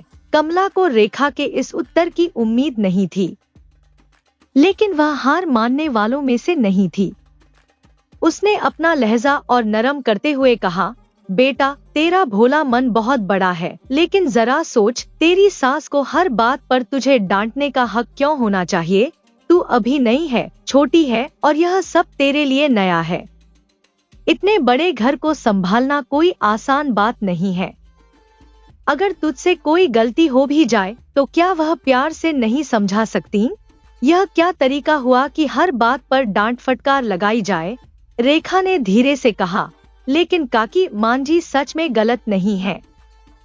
मैं मानती हूँ कि मैं अभी घर की जिम्मेदारियां पूरी तरह नहीं निभा पा रही हूँ, पर अगर मैं अभी अपनी गलतियां नहीं सुधारूंगी तो कब सुधारूंगी? मांजी सिर्फ मुझे बेहतर बनाने की कोशिश कर रही हैं। कमला ने उसकी बात को काटते हुए कहा, बेटा मैं तो बस इतना कह रही हूँ कि तुझे अपनी बात कहनी चाहिए। यूं चुपचाप डांट खाती रहना ठीक नहीं है। अपने दिल की बात तू अपनी सास के सामने रख, उन्हें समझा कि तू अभी सीखने की कोशिश कर रही है। वह तुझसे इतनी सख्ती क्यों करती है? आखिर प्यार से भी तो समझाया जा सकता है। कमला की ये बातें सुनकर रेखा थोड़ी असमंजस में पड़ गई। उसके मन में अपनी सास के प्रति सम्मान था, लेकिन कमला की लगातार बातें सुनकर वह सोचने लगी कि क्या उसे सच में अपनी सास से बात करनी चाहिए। कमला की बातों ने रेखा के मन में हल्का संशय पैदा कर दिया। कमला ने अपनी चालाकी से सास बहू के बीच दरार पैदा करने का खेल शुरू कर दिया। वह हर दिन रेखा को मीठी मीठी बातों में फंसाकर उसकी सास के खिलाफ भड़काने लगी। कमला का तरीका बहुत चतुराई भरा था। वह रेखा के सामने सुनीता की आलोचना करती और कहती, रेखा तुम्हारी सास तुम्हें बिल्कुल नहीं समझती, हर वक्त तुम्हें डांटने का बहाना ढूंढती रहती है। आखिर कब तक तुम ये सब चुपचाप सहोगी? रेखा जो पहले अपनी सास की हर बात को सम्मान और समझदारी से लेती थी, धीरे धीरे कमला की बातों से प्रभावित होने लगी। वहीं दूसरी ओर कमला सुनीता से मिलती तो उसे अलग ही कहानी सुनाती। वह कहती, सुनीता बहन तुम्हारी बहू तो बहुत ही ढीठ हो गई है, वह तुम्हारी किसी बात की परवाह नहीं करती। मैंने उसे कई बार समझाया कि तुम्हारे अनुभव से कुछ सीखे, पर लगता है वह तुम्हें बिल्कुल भी गंभीरता से नहीं लेती। कमला की ये चालाकी भरी बातें सास बहू के बीच गलतफहमियां पैदा करने लगी। सुनीता और रेखा दोनों ही यह समझ नहीं पा रही थी कि उनके रिश्ते में बढ़ती कड़वाहट का असली कारण कौन है। कमला एक तरफ रेखा को सिखा रही थी कि वह अपनी सास के सामने चुपचाप न रहे और अपनी बात खुलकर कहे, तो दूसरी ओर सुनीता को यह यकीन दिलाने की कोशिश कर रही थी कि उसकी बहू जानबूझकर उसकी बात नहीं मानती। धीरे धीरे इन बातों का असर दोनों के रिश्ते पर गहराने लगा। रेखा जो पहले अपनी सास की हर बात को आदर और समझदारी से स्वीकार करती थी, अब सुनीता को हर बात पर पलटकर जवाब देने लगी। चाहे सुनीता कुछ उसके भले के लिए ही क्यों न कहे, रेखा को अब उसमें केवल कमी और सख्ती ही नजर आने लगी। एक दिन जब सुनीता ने रेखा को प्यार से समझाने की कोशिश की तो रेखा गुस्से में बोली, मां जी, हर बात पर मुझे नसीहत देने की जरूरत नहीं है। मैं जानती हूँ कि मुझे क्या करना है और क्या नहीं। अगर आपको हर बात पर मुझसे शिकायत ही करनी है तो मैं कुछ भी क्यों करूं? सुनीता यह सुनकर हतप्रभ रह गई। उसे समझ नहीं आ रहा था कि उसकी बहू जो पहले इतनी समझदार और सम्मानजनक थी, अब इतने कटु शब्दों में जवाब क्यों देने लगी है। सुनीता को ऐसा लगने लगा जैसे उसकी सख्ती और प्यार दोनों ही बेकार हो गए हैं। उधर रेखा भी सुनीता की हर बात को गलत समझने लगी। अब उसे अपनी सास की कोई भी सलाह स्नेह नहीं बल्कि ताना लगने लगी। कमला की चाल सफल हो गई थी। उसने दोनों के बीच ऐसी दरार डाल दी थी कि हर रोज उनके बीच बहस और कटुता बढ़ने लगी। एक घर जो कभी स्नेह और सहयोग से भरा था, अब तनाव और गलतफहमियों का अड्डा बन गया था। एक दिन ऐसा आया जब कमला कुछ दिनों के लिए अपने मायके चली गई। कमला की गैर मौजूदगी में सुनीता और रेखा के बीच का तनाव चरम पर पहुंच गया। छोटी सी बात पर दोनों के बीच तीखी बहस शुरू हो गई, जो धीरे धीरे झगड़े में बदल गई।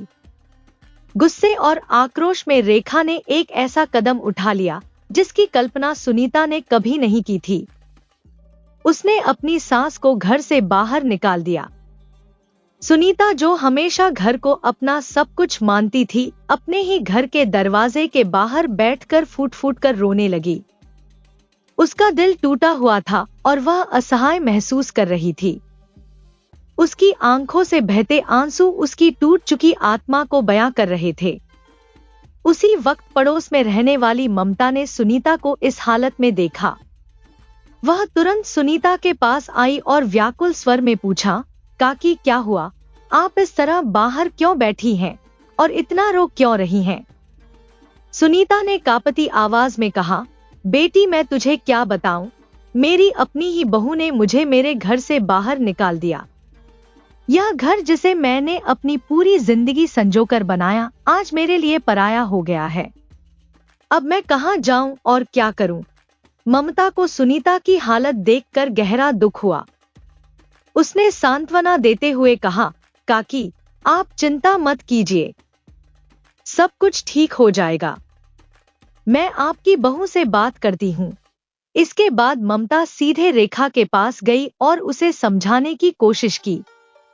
उसने शांत स्वर में कहा, रेखा जो तुमने किया है वह बिल्कुल गलत है। सुनीता काकी ने तुम्हें बेटी की तरह अपनाया था और तुमने उन्हें घर से बाहर निकाल दिया। सास से झगड़ा होना एक बात है, लेकिन इस तरह उन्हें बेघर करना, यह तो इंसानियत के खिलाफ है। लेकिन रेखा पर ममता की बातों का कोई असर नहीं हुआ। उसने तुनक कर जवाब दिया, ममता दीदी आप इस मामले में मत पड़िए। यह मेरा घर है और मैं जो चाहूं करूंगी।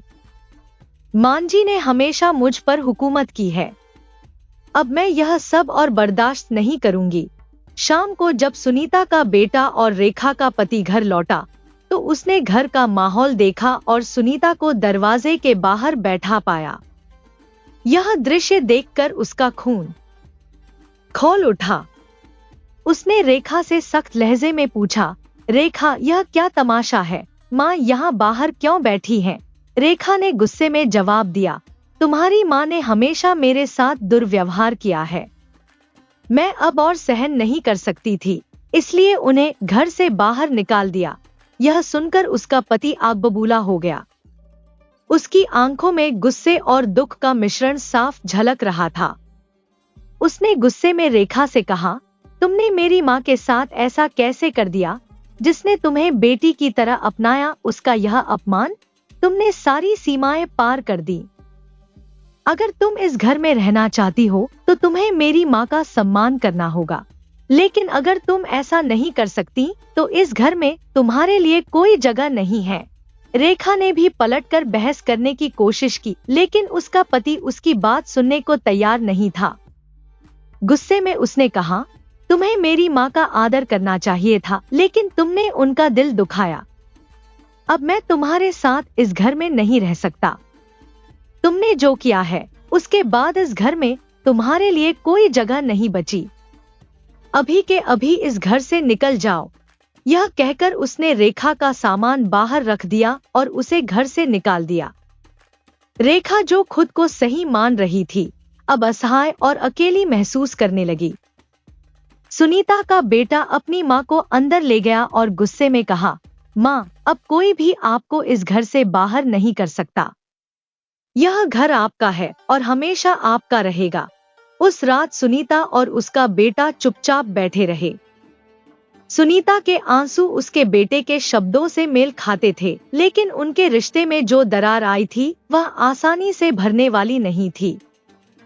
रेखा जो अब तक गुस्से में थी, जैसे ही उसके पति ने उसे घर से बाहर निकालने की बात कही, उसकी सारी हेकड़ी खत्म हो गई। उसकी आंखों से आंसू बहने लगे। वह अपने पति के पैर पकड़कर गिड़गिड़ाने लगी, मैंने गलती की है, मुझे माफ कर दो। कृपया मुझे घर से बाहर मत निकालो। मैं वादा करती हूँ कि अब ऐसी भूल दोबारा नहीं होगी। उसकी यह हालत देखकर माहौल में सन्नाटा छा गया। इतने में ममता अपने पति के साथ वहां पहुंची। उसने दोनों पक्षों को शांत करने की कोशिश की। ममता ने गंभीर स्वर में कहा, आप सभी कृपया थोड़ा शांत हो जाइए। गुस्से में कोई भी फैसला लेना ठीक नहीं होता। हम सब मिलकर बात करेंगे और इसका समाधान निकालेंगे। फिर ममता ने रेखा की ओर देखते हुए कहा, रेखा मैंने तुम्हें पहले भी समझाने की कोशिश की थी, लेकिन तुमने मेरी एक भी बात नहीं मानी। आज जो हुआ है उसे सोचो और समझो। जब तुम्हारे पति ने तुम्हें घर से बाहर निकालने की बात कही तब तुम्हें कितना बुरा लगा। तुम्हें लगा कि तुम्हारा सब कुछ छिन गया है। यही दर्द सुनीता काकी ने भी महसूस किया होगा जब तुमने उन्हें उनके ही घर से बाहर निकाल दिया था। रेखा की आंखों में पछतावे के आंसू भर आए। ममता ने बात जारी रखी, सोचो अगर तुम्हारी भाभी तुम्हारी अपनी माँ को इसी तरह घर से बाहर निकाल देती तो तुम्हारे दिल पर क्या गुजरती। यही बात सुनीता काकी पर भी लागू होती है। वह तुम्हारी सास ही नहीं, तुम्हारी माँ जैसी है। उनका दिल दुखाना तुम्हारे लिए सही नहीं था। तुमने जो किया वह बहुत गलत था। ममता के ये शब्द रेखा के दिल में गूंजने लगे। उसे अपनी गलती का एहसास हो गया। वह फूट फूट कर रोने लगी और सुनीता के पैरों में गिरकर माफी मांगते हुए बोली, मां जी, मैंने बहुत बड़ी गलती की, मुझे माफ कर दीजिए। मैं आपके प्यार और त्याग की कद्र नहीं कर सकी। कृपया मुझे एक और मौका दीजिए। मैं वादा करती हूँ कि आगे से ऐसा कुछ भी नहीं होगा। सुनीता, जो अब तक शांत बैठी थी, अपने आंसुओं को रोक नहीं सकी। उसने रेखा को उठाकर गले से लगा लिया और कहा, बेटी, हर इंसान से गलती होती है। अगर तुम्हें अपनी गलती का एहसास हो गया है तो मैं तुम्हें माफ करती हूँ, लेकिन आगे से हमें एक दूसरे को समझने की कोशिश करनी होगी। मैं हमेशा तुम्हारे भले के लिए ही कहती हूँ। ममता ने मुस्कुराते हुए कहा, यही तो परिवार की ताकत है। जहाँ गलतफहमियां हो वहां प्यार और समझदारी से हल निकालना चाहिए। गुस्से में लिए गए फैसले अक्सर हमें पछतावे के सिवाय कुछ नहीं देते। और सबसे महत्वपूर्ण बात यह है कि हमें किसी तीसरे व्यक्ति की बातों में आकर अपने घर की सुख शांति को भंग नहीं करना चाहिए। यह बात सुनकर सुनीता और रेखा दोनों की आंखें नम हो गईं। सुनीता के बेटे ने भी सभी को शांत करने के लिए ममता और उसके पति का धन्यवाद किया। इस घटना के बाद परिवार में प्यार और समझदारी का माहौल बन गया। रेखा ने अपनी सास के प्रति अपना रवैया बदल दिया और सुनीता ने भी उसे स्नेह से समझाने की नई शुरुआत की। ममता की समझदारी और संयम ने एक परिवार को टूटने से बचा लिया था। ममता और यश अपने घर लौटे तो ममता ने यश को पूरे घटनाक्रम की जानकारी दी। उसने बताया कि कैसे कमला सास बहू के रिश्ते में दरार डालने का कारण बन रही थी। ममता ने कहा, यश, मैंने देखा है कि कमला ताई के कारण सुनीता काकी और रेखा के बीच कितनी गलतफहमियां पैदा हुईं। अगर हमने अब कुछ नहीं किया तो यह सिलसिला चलता ही रहेगा। मुझे एक तरकीब सूझी है जिससे कमला ताई को उनकी गलती का एहसास कराया जा सकता है। यश ने ममता की योजना को ध्यान से सुना और सहमति जताई। उसने कहा, अगर यह सब उनके भड़काऊ स्वभाव को बदल सकता है तो मैं तुम्हारा पूरा साथ दूंगा। कुछ दिनों बाद कमला वापस लौट आई। आते ही उसने अपने पुराने स्वभाव के मुताबिक ममता से कहा, बहू, जल्दी से मेरे लिए एक कड़क चाय बना दे, मैं बहुत थक गई हूँ। लेकिन ममता ने इस बार कुछ अलग किया। उसने बिना किसी झिझक के कहा, नहीं ताई, अब से मैं किसी के लिए कोई काम नहीं करूंगी। अगर आपको चाय पीनी है तो खुद बना लीजिए। कमला ममता की इस प्रतिक्रिया पर हैरान रह गई। उसने चौंकते हुए पूछा, क्या बहू, तू मजाक कर रही है ना? ममता ने गंभीर स्वर में जवाब दिया, नहीं ताई, यह मजाक नहीं है। मैं अब से यह बात साफ साफ कहती हूँ कि आपको जो भी काम करना है वह खुद करना होगा। मैं आपके लिए कुछ भी नहीं करूंगी। इतना कहकर ममता वहां से चली गई और सुनीता के घर जाकर उससे बातें करने लगी। कमला यह सब देखकर स्तब्ध रह गई। उसे समझ नहीं आ रहा था कि ममता का यह बदला हुआ व्यवहार अचानक क्यों और कैसे आया। वह सोचने लगी, ममता तो हमेशा इतनी विनम्र और आदर करने वाली थी, फिर यह बदलाव क्यों? उस दिन के बाद से ममता ने कमला की बातों को जैसे अनसुना करने की आदत बना ली। अब वह हर बात का उल्टा जवाब देती, जैसे कोई अंदर ही अंदर क्रोध और कटुता से भर गया हो। कमला के लिए यह सब सहन करना मुश्किल था। जब वह अपने बेटे यश के सामने अपनी व्यथा रखती तो उम्मीद करती थी कि शायद वह उसकी पीड़ा समझेगा, लेकिन यश की प्रतिक्रिया उसके दिल को और चोट पहुंचाती। वह ममता का ही पक्ष लेकर कहता, माँ, ममता जो कर रही है वह गलत नहीं। तुम्हें अपने काम खुद करने की आदत डालनी चाहिए। कमला यह सुनकर स्तब्ध रह जाती। एक समय वह घर जिसने हर दिन सुख शांति का अनुभव किया था, अब अजनबी सा लगने लगा। वह सोचती, आखिर ऐसा क्या हुआ जो मेरे इस सजीव और प्रेम से भरे घर को किसी की बुरी नजर लग गई? क्यों अब मेरे बेटे और बहू हर बात पर मेरा अपमान करने से नहीं कतराते? यश और ममता के इस बदले हुए व्यवहार ने कमला को भीतर से तोड़ दिया। वह अब अक्सर उदास और चिंतित रहने लगी। उसका उत्साह जैसे कहीं खो गया था। न अब वह घर से बाहर निकलती, न किसी से बात करती। जैसे उसकी दुनिया सीमित होकर केवल उसकी पीड़ा बन गई थी। हर गुजरते दिन के साथ कमला का मन और अधिक भारी होता जा रहा था। एक दिन ममता और उसकी पड़ोसन सुनीता घर के बाहर खड़ी थी। दोनों जोर जोर से बातों में मशगूल थी, मानो कोई गहरी चर्चा कर रही हो। तभी कमला घर के अंदर से बाहर आती हुई दिखाई दी। उसकी उपस्थिति ने सुनीता और ममता को और उत्साहित कर दिया। सुनीता ने ममता से कहा, देख ममता, तेरी सास बड़ी खड़ूस है। उसने कभी तेरे साथ अच्छा व्यवहार नहीं किया, इसलिए तू भी उसके साथ अच्छा बनने की कोशिश मत कर। हमेशा उसके सामने अपना पक्ष रख। वो तुझे दबा लेगी अगर तू चुपचाप उसकी बातें मानती रही। ममता, जो अब अपनी सास के प्रति कठोरता में डूब चुकी थी, तुरंत सुनीता की बात से सहमत हो गई। उसने कहा, जी काकी, आप बिल्कुल सही कहती हो।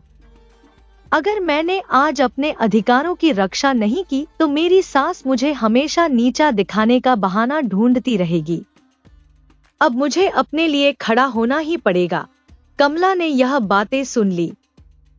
उनके शब्द उसके कानों में तीर की तरह चुभे। उसके दिल में गुस्से का सैलाब उमड़ पड़ा।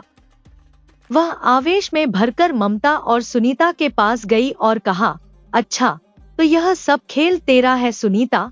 तू ही मेरी बहू को ये उल्टी सीधी बातें सिखा रही है। तू ही उसे उकसा रही है कि वो मेरी इज्जत करना छोड़ दे और मेरे साथ ऐसा बुरा व्यवहार करे। तुझे शर्म नहीं आती दूसरों के घर में आग लगाने में? सुनीता, जो पहले से तैयार लग रही थी, कुछ कहने की कोशिश करती, उससे पहले ममता ने अपनी सास की बातों को काटते हुए कहा, बस कीजिए माँ, इसमें सुनीता काकी की कोई गलती नहीं है। मैं यह सब अपनी मर्जी से कर रही हूँ। मुझे अब आपकी कोई भी बात नहीं माननी और यह मैं आपको साफ साफ बता रही हूँ। ममता की यह स्पष्ट और कड़वी बातें सुनकर कमला का दिल जैसे एक बार फिर से टूट गया। उसका चेहरा क्रोध और दुख के मिलेजुले भावों से तमतमा उठा। सुनीता और ममता के ठहाके उसे अब गहरे तानों की तरह महसूस हो रहे थे। यह क्षण उसके जीवन का ऐसा था जो उसकी आत्मा पर एक गहरी चोट छोड़ गया। कमला ने गहरी सांस लेते हुए अपने आंसुओं को थामने की कोशिश की और ममता के पास जाकर नम्रता से कहा, बहू, तू क्यों मेरे साथ ऐसा कर रही है? तू तो हमेशा मेरी आज्ञाकारी और समझदार बेटी जैसी थी। तूने कभी मुझसे उल्टा नहीं बोला। आखिर तू इस सुनीता की बातों में क्यों आ रही है?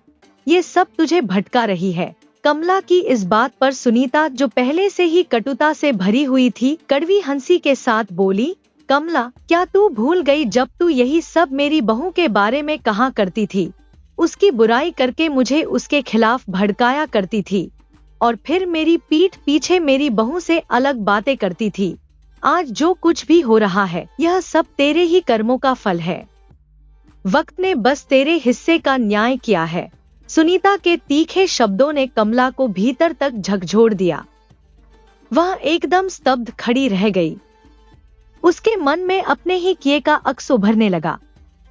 बिना कुछ कहे वह भारी कदमों से घर के अंदर गई और अपने कमरे में जाकर चुपचाप रोने लगी।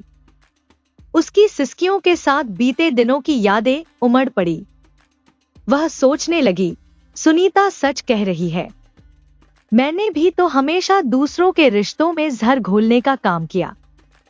कितनी बार मैंने सुनीता और उसकी बहू के बीच झगड़े की आग भड़काई, और आज वही सब मेरे साथ हो रहा है। मेरी ममता बहू कितनी अच्छी थी, हमेशा मुझे समझाती थी कि किसी का बुरा सोचने से वही बुराई लौटकर हमारे पास आती है, लेकिन मैंने कभी उसकी बातों पर ध्यान नहीं दिया।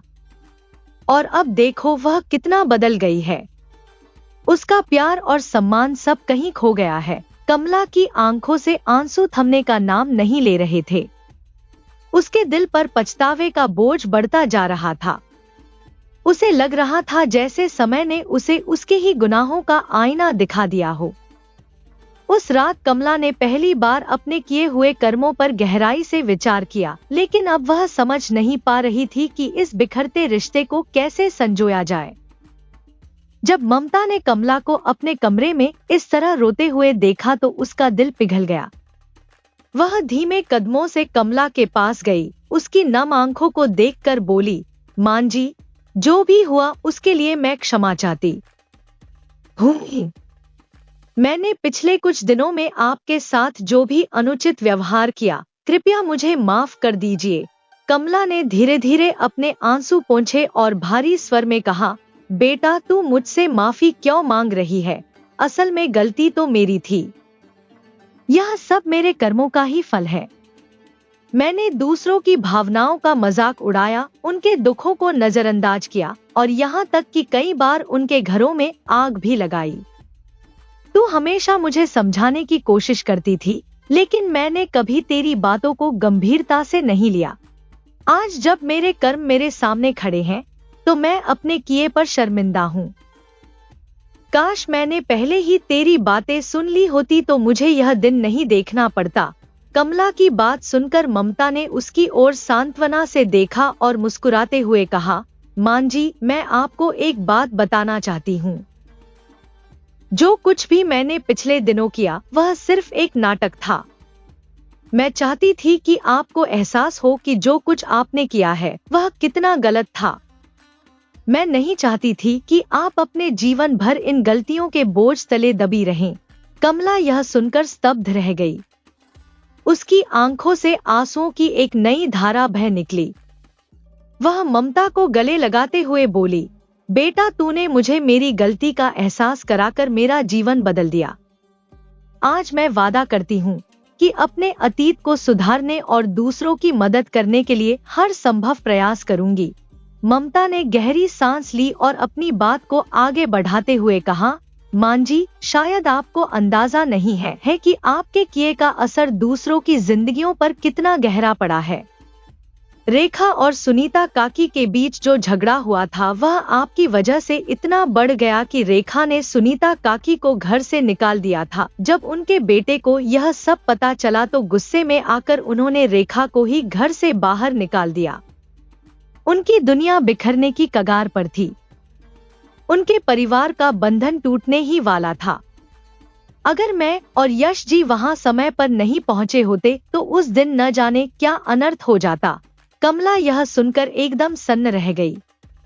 उसका चेहरा शर्म और दुख से झुक गया। उसकी आंखों से अश्रुधारा बह निकली। वह धीमे स्वर में बोली, बेटा, मैंने तो कभी सोचा भी नहीं था कि मेरी वजह से किसी का घर बर्बाद हो सकता है। मैंने दूसरों के जीवन में जो आग लगाई है वह अब मुझे जला रही है। मैं अपने किए पर गहरा पछतावा करती हूँ। क्या मैं इस गलती का प्रायश्चित कर सकती हूँ? ममता ने उसके कांपते हुए हाथ थामे और धीरे से कहा, मां जी, प्रायश्चित का पहला कदम है अपनी गलती को स्वीकार करना और माफी मांगना। अब आपको रेखा और सुनीता काकी से जाकर क्षमा मांगनी होगी।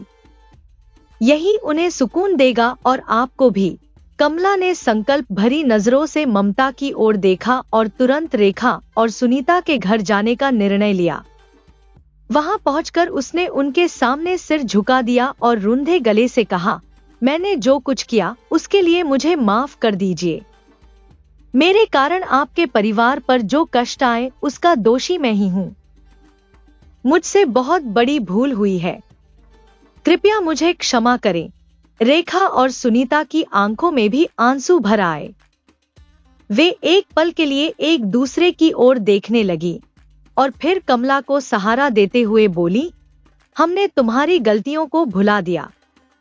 तुमने अपनी गलती मानकर जो साहस दिखाया है वह काबिले तारीफ है। चलो अब इन बातों को पीछे छोड़ते हैं और आगे एक नई शुरुआत करते हैं। उस क्षण उनके बीच की कड़वाहट खत्म हो गई। कमला ने न केवल माफी मांगी बल्कि उन रिश्तों को भी संभाल लिया जो उसकी वजह से टूटने की कगार पर थे। वहां मौजूद हर व्यक्ति ने महसूस किया कि सच्चे प्रायश्चित और माफी की ताकत रिश्तों को फिर से जोड़ सकती है। उस दिन के बाद कमला की जिंदगी में एक नया अध्याय शुरू हुआ। उसने अपनी सारी बुरी आदतों को त्यागने का दृढ़ निश्चय कर लिया। अब वह न तो किसी की चुगली करती थी और न ही किसी का मजाक उड़ाती थी। उसकी जुबान से अब केवल दूसरों की तारीफ और प्रेरणा की बातें ही निकलती थी। वह लोगों के दिलों को जोड़ने और उनके जीवन में खुशियां लाने का प्रयास करने लगी। कमला, जो कभी अपने तानों और चुगलियों के लिए जानी जाती थी, अब अपने दयालु स्वभाव और मीठी बोली के लिए प्रसिद्ध हो गई। वह जिस भी घर जाती वहां सकारात्मकता और शांति का माहौल बना देती। उसने अपनी गलतियों से न केवल सीखा बल्कि दूसरों के लिए एक मिसाल भी कायम की। यह कहानी हमें सिखाती है कि दूसरों की बातों में आकर अपने घर की शांति भंग करना या उनके अनुसार फैसले लेना विनाश का कारण बन सकता है। हमें सदा अपने विवेक से काम लेना चाहिए और दूसरों के झूठे शब्दों के प्रभाव में आकर किसी के खिलाफ कदम नहीं उठाना चाहिए। साथ ही यह कहानी हमें यह भी याद दिलाती है कि दूसरों की बुराई करना या उन्हें उनके परिवार के खिलाफ भड़काना न केवल गलत है बल्कि इससे हमारी अपनी साख और आत्मसम्मान को भी ठेस पहुंचती है। कहानी का सबसे बड़ा संदेश यह है कि हर गलती का प्रायश्चित संभव है और हर इंसान में बदलाव की ताकत होती है। यह सिर्फ इस बात पर निर्भर करता है कि हम कब अपनी गलतियों को पहचानें और सही रास्ते पर चलने का साहस जुटाएं। आपने इस कहानी को ध्यान से सुना और समझा, इसके लिए हृदय से धन्यवाद। हमें आशा है कि यह कहानी आपके जीवन में सकारात्मकता लाने का माध्यम बनेगी और आपको सच्चाई, दया और समझ का मार्ग दिखाएगी। धन्यवाद।